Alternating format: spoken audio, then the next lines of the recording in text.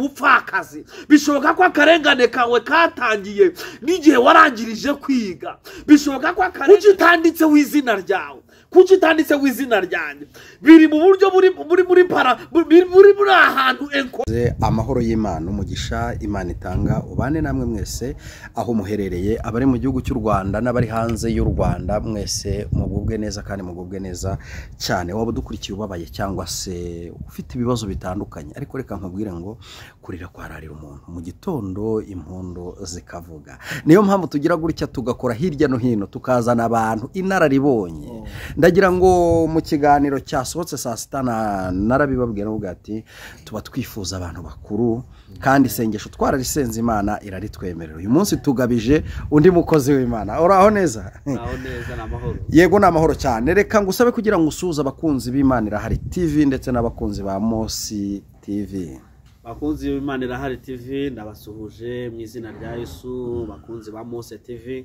ndabasuhuje mu izina rya Yesu amazina yanjye nitwa Rév.Pst dukuze Yesu Jean Aimé yego aba mushumba mu itorero Blessing Miracle Church umwaka mushya umwaka mushya kuri twese umwaka uzatubera umwaka mwiza kandi w'umugisha iyo nicaranye n'abantu bakuru ngewe biranezeza cyane kera abantu batazagira ngo mandi gukabya muri 95 mu ntangiriro z'umwaka nari kumwe na sogokuru tujya guca ibigori yari mu kwezi kwa kane ancira ibigori ibigori 7 arampambirira urumva nk'umusaza agenda areba ikigori gikomeye kugira ngo aze kukimaraho umwanya nuko arambwira ati mwana wanjye kuko yarazi ko papa atakiriho yarazi ko papa yaba yarapfuye yari mu buhungiro arambwira ati mwana wanjye uzakunde kwicarana n'abakuru uzakunde kwicarana n'abakuru kuko buriya iyo umuntu yicarana n'abakuru agira ibitekerezo bizima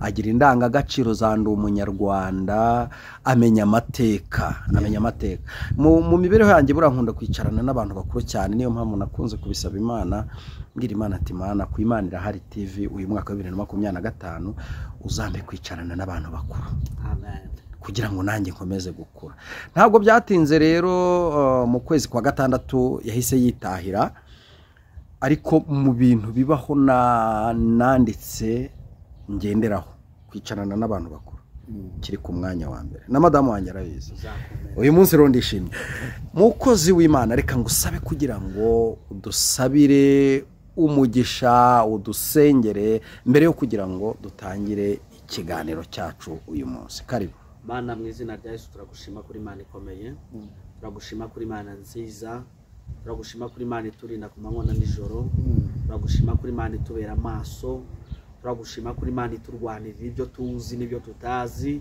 kadutsindishiriza ibyo twamenye n'ibyo tutamenye turagushima ko tuba hafi ukaduhumuriza turagushima ko waturinze iyi myaka tumaze ibi bihe tumaze suko satani yakijejwe suko abadayimoni bakijejwe ahubwo ni neza yawe n'urukundo rwawe ijambo ryawe ravuga muri Yesaya ngo umushikamije w'umutima uzamurinda abamahoro masa kwiringiye turagushima kubw'uyu mwanya mwiza uduhaye abari mu Rwanda abari hanze y'u Rwanda turagushimira izina ryawe rihabwa icyubahiro ntaba ari twebwe muri uyu mwanya ahubwo izina ryawe rihabwa icyubahiro ubwami bwawe buze mu izina rya Yesu amen urakoze cyane ubwami bw'Imana buze Yesu Kristo ndibaza yabwiye abigishwa arababwira ngo nyaboneka nimuzajya musenga mujye mukunda kuvuga ngo ubwami bwawe buze ubwami bw'Imana nibuze muri iki kiganiro ubwami bw'Imana buze ikirere tugifashe mpiri ibendera ry'ubutsinzi rizamuka ahantu kandi n'abadukurikiye baraza kugubwa neza kuko wabasengeye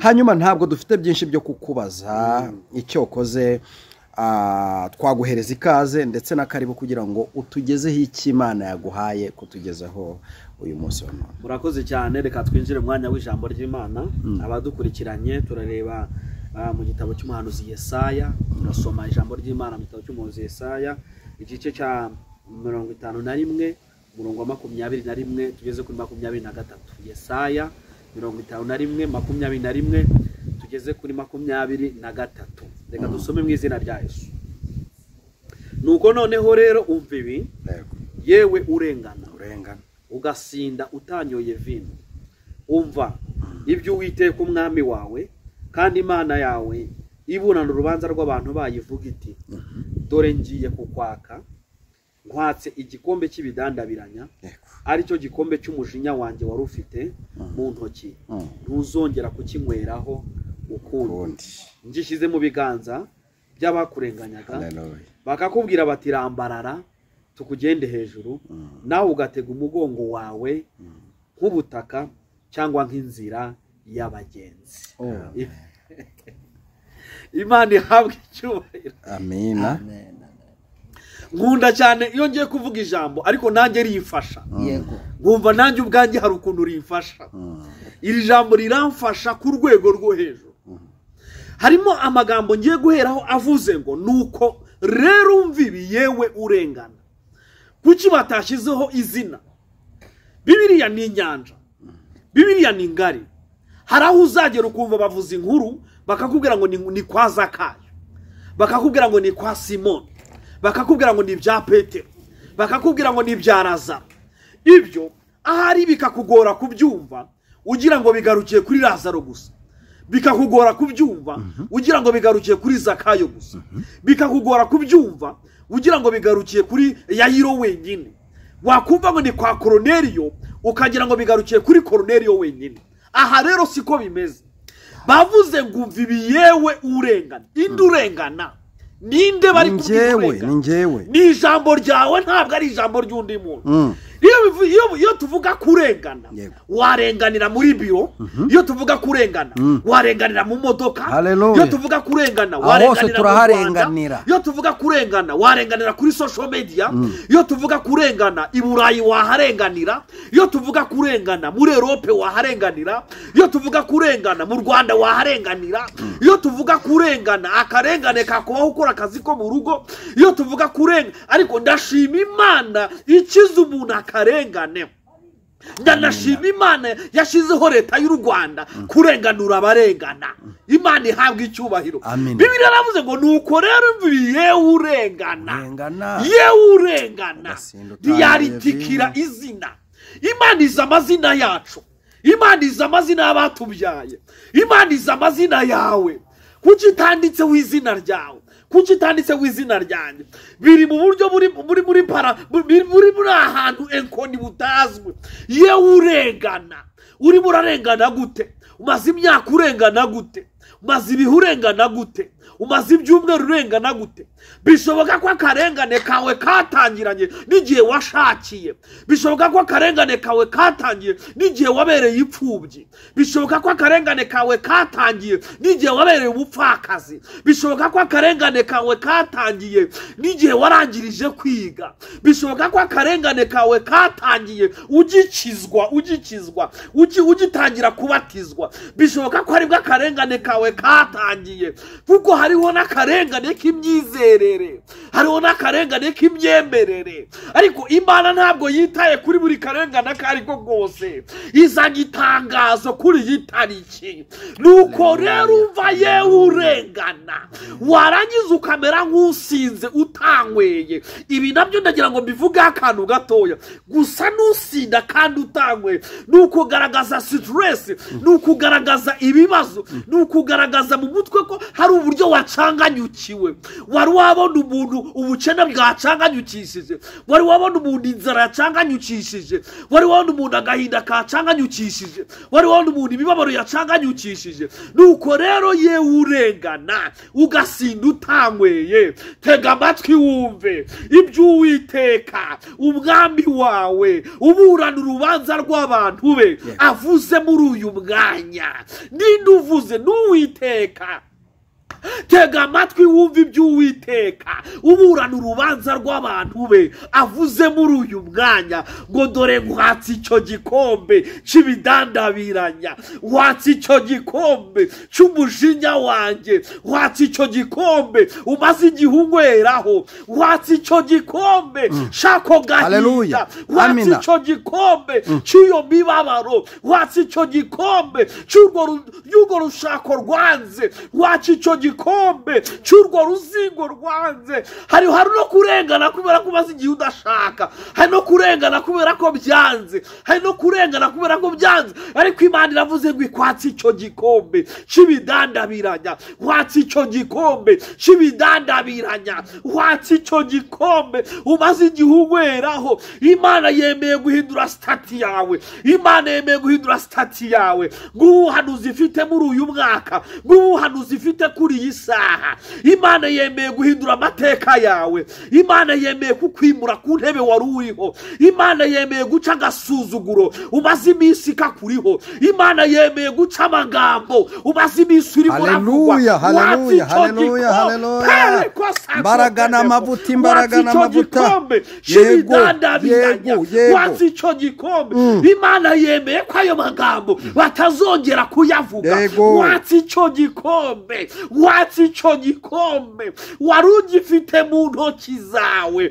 Ndagira ngo numvikane n'umuntu uri muri ubu butumwa muri aka kanya. Ntabwo Imana ize kugukiza ikintu utari ufite, ije kugukiza icyo wari ufite. Ntabwo ije gutabara ku ntambara utari urimo, ije gutabara ku ntambara wari urimo, kuko irabisobanuye neza. Icyo gikombe wari ugifite mu ntoki zawe. Ntabwo Imana ize gukiza indwara utari ufite. Oya, ubuhanuzi ntabwo ari ubuguhanurira kuzakira indwara wari kuzarwara mu myaka itaha, ahubwo icyo gikombe umaze iminsi uri muranyweraho, icyo gikombe abantu bamaze iminsi bakubona ufite, icyo gikombe abantu bamaze iminsi babona kikudandabiranya umeze nk'umusinzi. Nicyo Imana ivuze ngo nkwatse icyo gikombe cy'ibidandabiranya, ari cyo gikombe wari ufite mu ntoki zawe, ngo ntabwo uzongera kukinyweraho ukundi. Haleluya, amina, amina. Ntabwo uzongera kukinyweraho ukundi, ntabwo uzongera kukinyweraho ukundi. Uyu ni Imana ibibwira amagambo ngo ni umuntu warenganaga adafite umuhumuriza, adafite umuhumuriza. Mu izina rya Yesu nguhesheje umugisha wo kwambuka muri uyu mwaka wahinduriwe amateka. Mu izina rya Yesu nkwinjije mu mugisha wawe, mu izina rya Yesu nkwinjije mu butabazi bwawe, mu izina rya Yesu nguhesheje agaciro kawe, mu izina rya Yesu nguhesheje izina ryawe. Izina ryawe bari baranduje, ndihesheje kongera kugira agaciro. Izina ryawe bari baranduje, ndihesheje kongera kugira imbaraga. Ibyo abadayimoni bakunyaze guhesheje kongera kubyakira. Mu izina rya Yesu Kristo, urwego ugomba kugeraho ugomba kurugeraho mu izina rya Yesu. Kanani iri imbere yawe, ntabwo iri inyuma yawe. Aho wavuye niho habi. Ndasubiramo, ntabwo Kanani iba inyuma, Kanani iba imbere, Kanani iba imbere. Kandi ntabwo ugenda usubira inyuma, ahubwo ugenda utera imbere. Ijambo ry'Imana yabivuga ku bakunda Imana, tuva mu bwiza, from glory tujya mu bundi, tuva mu bwiza. Haleluya, yewe urengana ugasinda utanyweye, watse icyo gikombe cy'ibidandabiranya, watse icyo gikombe, watse icyo gikombe. Imana igukiza akarengane, Imana igukiza akarengane, akarengane akari kukose waba umaze igihe uhagazemo, Imana ikagukize, Imana ikakuvanemo, Imana izigukiza. Bibiliya bivuga neza ngo umwami Imana azigukiza abamwubaha, umwami Imana azigutabara abamwubaha. Ntabwo nshaka gutanga ingero nyinshi muri Bibiliya, sinshaka gutanga ingero nyinshi ku bantu, kuko ndimo ndavugana nawe. Iri jambo ntabwo ari irya Yohana uri ku kirwa cy'Ipatimo, ni irya uri mu karengane. Iri jambo ntabwo ari irya Yeremiya uri ufungiraniwe mu rwobo, iri jambo ni iryawe. Iri jambo ntabwo ari irya Daniel uri mu rwobo rw'intare, iri jambo ni iryawe. Hari akarengane umazemo igihe, hari akarengane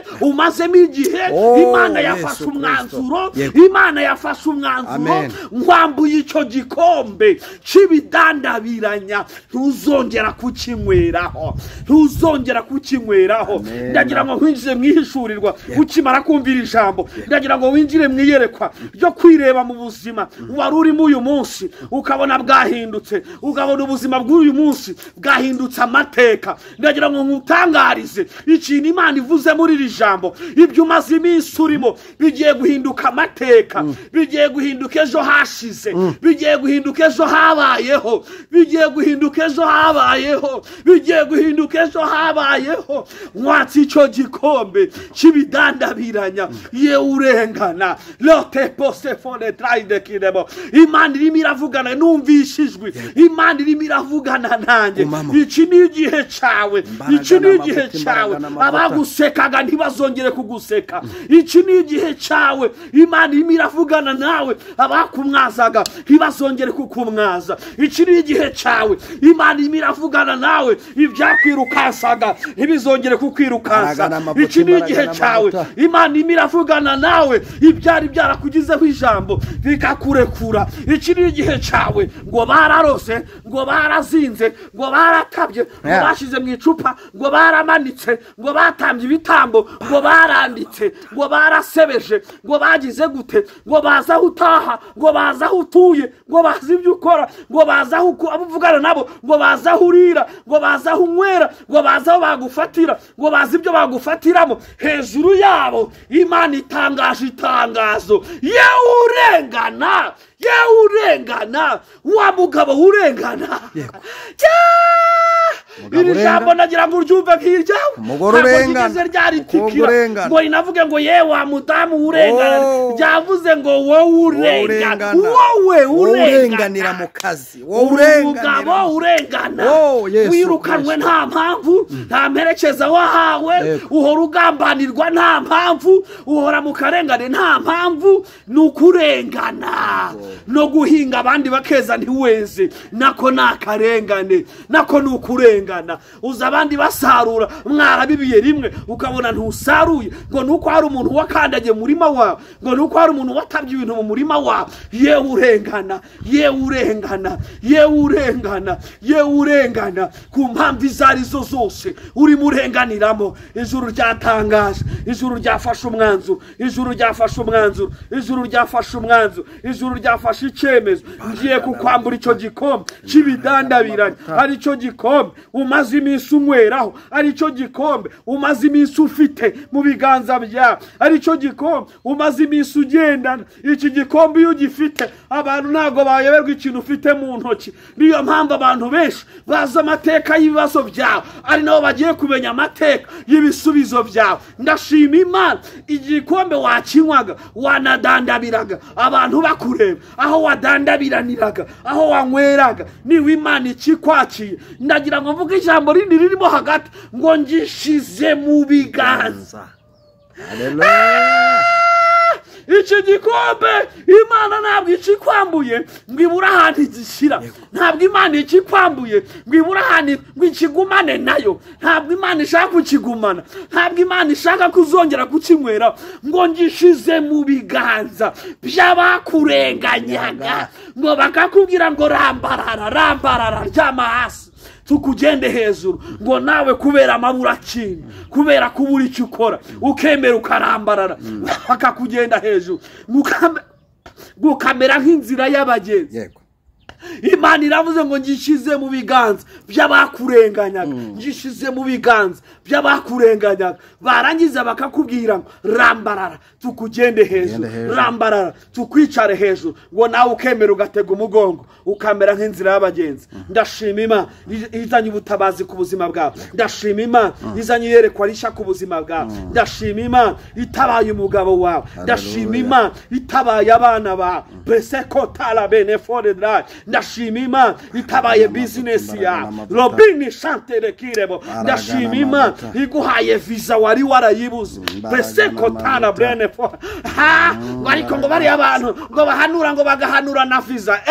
Wowe utayishaka mu buryo bw'igitangaza nta kibazo, ufite famiye izayiguhesha. Hari abandi turya twasenze, tukambara twasenze, tukabaho twasenze, tukaba tuzi ko ibyo dutunze natwe ubwacu biriho kubera Imana, biriho kubera Uwiteka. Ndashima Imana. Prenez fauteuil de kid desine bonne fore rise kwa nawe ugiye kwambarira impeta imbere y'abari baravuze ko utazayambara. Je pane fore rise de kid. Ndashima Imana imishinga yawe nawe igiye kwaguka lepose kotarabo ikirere cyawe cy'imishinga kiragutse ikirere cyawe cy'inganda kiragutse la terre pleine fore drive kuwa ikirere cyawe losele kole fore mene fore drive zandere bone fore drive shamashuri kira lese kotarabo nawe abana bawe noneho bahawe ubwenge ne pevore drive ki le chanto de kirebo ne tayamango yasika amagambo mabi wabwirwaga ikirere cyayo kirahindutse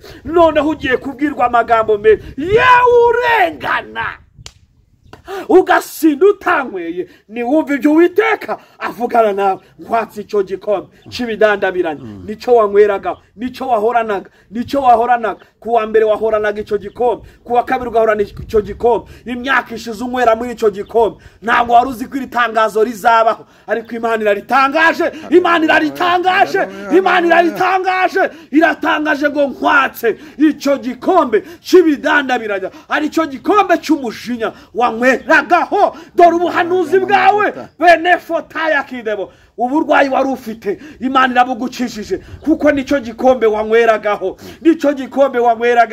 ndabizi neza ukurikiye yicano imyaka myinshi uzakomeza unayikurikiranye hari igikombe cy'ibidandabiranya Imana ivanye mu biganza bya hari igikombe cy'ibidandabiranya Imana ikuye mu buzima bwawe hari igikombe cy'ibidandabiranya hari akarekotalamenefo rasirebo ndashima Imana yemeye ko izi cano zibaho kugira ngo nawe binyuze mu buryo bwa online uzumva ubutumwa bwiza uzumva ubuhanuzi ubu ni ubuhanuzi bwawe ubu ni ubuhanuzi bwo ku muryango wawe ubu ni ubuhanuzi bwo mu mishinga yawe ubu ni ubuhanuzi bwo kuri diplome yawe ubu ni ubuhanuzi bwo kuri lisansi yawe ubu ni ubuhanuzi bwo kuri iyo ndwara wari urwaye ubu ni ubuhanuzi bw'ejo hawe hazaza ubu ni ubuhanuzi buje kuvuguruza igikombe wanyweragaho n'abakubona gukinyweraho nkwatsi icyo gikombe cy'ibidandabiranye gishize mu biganza by'abakurenganyaga bakakubwira ngo rambarara tukugende hejuru nawe ukemera ukarambarara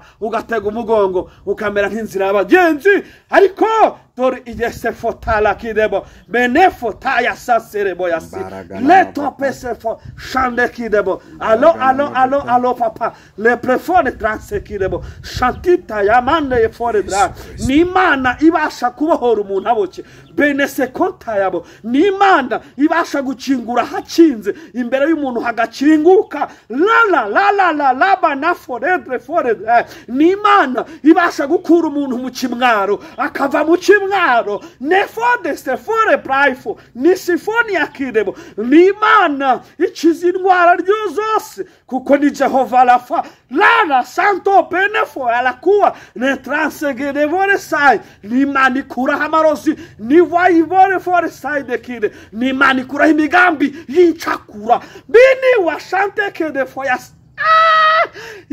urengana ugasinda utanyweye nkwatsi icyo gikombe cy'ibidandabiranya ari cyo gikombe maze igihe unyweraho ndagushimiye Mana ndagushimiye ngo haye icyubahiro Mana ndagushimiye ngo haye icyubahiro izina ryawe rihabwa icyubahiro izina ryawe n'umunara muremure izina ryawe rirahambaye ndagushimiye Mana ndagushimiye ko ufashe icyemezo cyo gukiza umuntu kanseri kandi bari baramubwiye ko kanseri itakira nicyo gikombe yanyweragaho ndagushimiye ko ufashe icyemezo cyo gukiza umuntu prostate bari baramubwiye ko itakira nicyo gikombe yanyweragaho ndagushimiye ko ufashe icyemezo cyo gukorera umuntu mariage bari baramuzinze ko itazaba inshuro abenzwe ntiyazibara ariko ndagushimiye ko ufashe icyemezo cyo kumukorera mariage ndagushimiye ko ufashe icyemezo cyo guhaba abana b'uyu muntu ubwenge n'ubugiye yabonaga bahora batsindwa nta kintu adakora ngo anabashakira abana mu bakocinga ariko abana bagatsindwa ndagushimiye kuri Imana ya hafi ukaba Imana ya kure ndagushimiye abantu bari kudukurikirana bari ku migabane y'Iburayi bafite ibikombe bamaze igihe banyweraho ariko ndagushimiye binyuze mu ijambo ryawe kubatabaye ndi igikoresho cyawe uhabaho umugisha nanjye umugisha uko ijambo ryawe rivuga ngo wigisha agabane n'uwo yigishije ijambo ryawe byambaje Imana data n'umwana n'umwuka wera mu izina rya Yesu amen. Imana ibaho umugisha. Urakoze cyane no comment kabisa nta kintu narenzaho nyuma yo kuvugana n'Imana akarenga ahubwo nifuza ko wahita utanga nimero ya telefone ukeneye kuba wamvugisha kuri WhatsApp yego cyangwa ukamvugisha bisanzwe ni 0783 49 875 yego 0783 49 875 Imana ibahugisha. Urakoze cyane we wabanye natwe. Iyo niyo nimero y'umukozi w'Imana, n'umuhanuzi ukomeye wabyiyumviye, ukeneye ko agufasha gusenga, ukeneye cyane cyane abakunzi bacu bari hari y'ibwota amasimbi, ni muhamagara umukozi w'Imana mufatanyirize hamwe isengesho. Nimba utarakora subscribe niyo nkunga tugusaba kugira ngo ubutumwa bujye bukugeraho 5 kuri 5 tukibusora. Imana amahoro guhereza umugisha. Reka tugushimire. Amen. Mwakoze cyane kandi turizera ko n'ubutaha tuzagutumira ukatwita. Zagaruka. Asante sana. Amen.